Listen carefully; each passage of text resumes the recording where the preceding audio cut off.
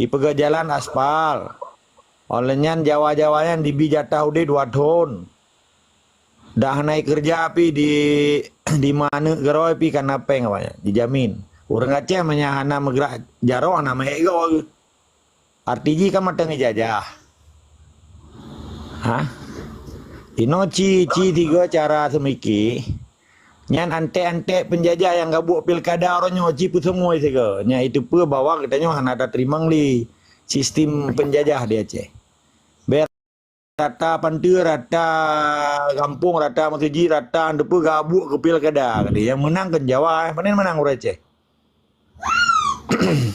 Nyaji hidup je memang tu ke dalam 5 tahun 3 pulau Aceh 5 sekret jakrum ke Jawa. Nyaji fikir tak? Nyan dak pegat demo tula pilkada pi hana hanji tham. Cuma anak so pimpinan kan tengok kan dengan tak pegah-pegah saja kan yang bubuk kan lomna kan. Mamanya program ron nungku ajar menyetingo Aceh merdeka ya kan. Perdeti pun yang hawaro dia dah pegat.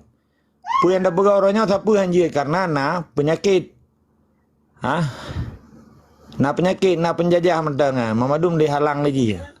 Dicurigai di macam-macam je pegat. Karena ini budi modal di. Belum yang gak kerja saban dengan penjajah harusnya kaji kantek penjajah. Mamadum dihalang lagi. Dicurigai ron. Dengan lagi jipoh Tengku Bantakia. Tengku Bantakianya nudip di tanah Bumoro ke depat igli di. Di Butung Atih pak kan. Hana ke cuma-cua, hana ke pengejawa, hana ke khun ke Jawa, hana siapa. Tapi jipoh pak badan gitu mbak. 57 roy pemeriti timbak. Dituduh dengan berbagai tuduhan yang hana jid dibuktikan secara kemanusiaan dan secara agama. Awalnya orang udah di Semeyu ke. Kejamhan bangsayan. Orangnya kata hidung awal-awal pungo ke lamnya Jawa. Jipoh orang ibana di simpang kakak. Timbak orang 56 roy. Ana miak pak badai timbak. Timbak bangsa Aceh ke timbak bui. Tapi karena bui Aceh orangnya yang lilih lubu Jawa orangnya. Balong kun bui ke dia. Hana bupu kan. Nya bengai bati merasa. Nyan orangnya bui Jawa, lamia Jawa yang pungo ke pangkat Jawaan.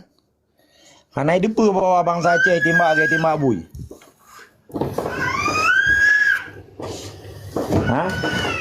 Nah jelas bahasa lu. Cuma hana dah buka penuh hana get. Tak buka le, cina buka le acara supaya menghina acara tunggu ajar yang lumbung mulia. Ci buka acara le. Assalamualaikum. Waalaikumsalam.